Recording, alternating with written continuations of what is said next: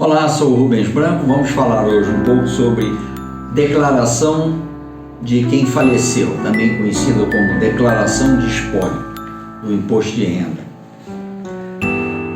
O falecimento do contribuinte gera normalmente um processo de declaração de espólio no imposto de renda, abrangendo os bens e heranças deixados pelo falecido.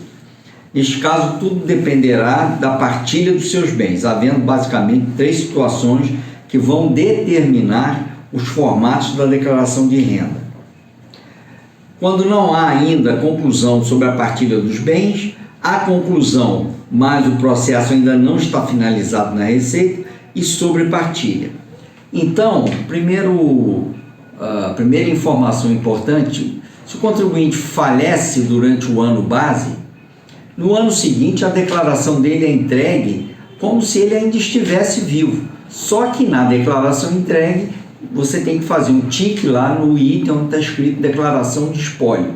Então você tem que dizer que é um espólio, ou seja, mas as informações são como se o contribuinte ainda estivesse vivo. Você vai declarar rendimentos recebidos até a data do falecimento, ou também depois, até 31 de dezembro, declarar os pagamentos feitos, e vai se fazer essa declaração durante o tempo em que o inventário estiver sendo processado na Justiça. Alguns inventários levam aí 2, 3, 4 anos. Se isso acontecer, todo ano você terá que fazer uma declaração chamada de espólio, um tique lá no quadradinho do espólio, e é como se o contribuinte ainda não tivesse morrido. Quando existe a sentença final no processo de inventário, então você faz o que se chama de declaração final de espólio.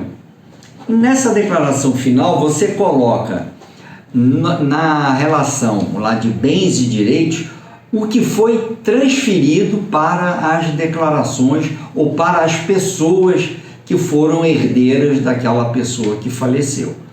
Então, nessa hora, esta declaração final de espólio normalmente é uma declaração mais complexa, porque nem sempre os bens saem da declaração de espólio ou de quem faleceu pelo mesmo valor que ela vai entrar na declaração do herdeiro. Então é importante, se você tiver uma situação de preparação de declaração final de espólio, que você consulte um especialista nesse assunto para que você não tenha a sua declaração que vai cair, eventualmente na malha fina, porque os valores têm que bater. O que sai da declaração de espólio tem que dar entrada na declaração do herdeiro, pelo mesmo valor. Mas existem situações onde o herdeiro pode optar, no caso de imóveis, que o imóvel saia da declaração do espólio pelo valor de mercado. Então é necessário, por isso que é importante ter um especialista no assunto, porque se o herdeiro resolver receber o bem pelo seu valor de mercado e não pelo valor que constava da declaração do falecido, vai ter que se fazer o aplicativo do ganho de capital, que vai ter que ser calculado, e havendo ganho de capital, terá que ser pago ainda em nome de quem faleceu, em nome do espólio. Por isso é que é importante você sempre trabalhar, no caso de uma declaração final de espólio, com um especialista para evitar que a declaração dos herdeiros venha a cair na malha. Obviamente que o que você leva para a declaração dos herdeiros? Os bens que saíram da declaração de espólio, conforme a sentença final de partilha, que é feita ou pela Justiça ou pelo cartório, se o inventário for processado administrativamente. E aí você vai ter a entrada dos bens na declaração do herdeiro, e para suportar a entrada dos bens, você vai classificar como rendimento isento ou não tributável, colocando no item 14 como transferências patrimoniais, doação e heranças. Porque senão o herdeiro não teria, vamos dizer, que herdou uma casa que vale 1 milhão, ele vai dar entrada no seu bens e direitos por 1 milhão, ele precisa ter suporte nos seus rendimentos do ano.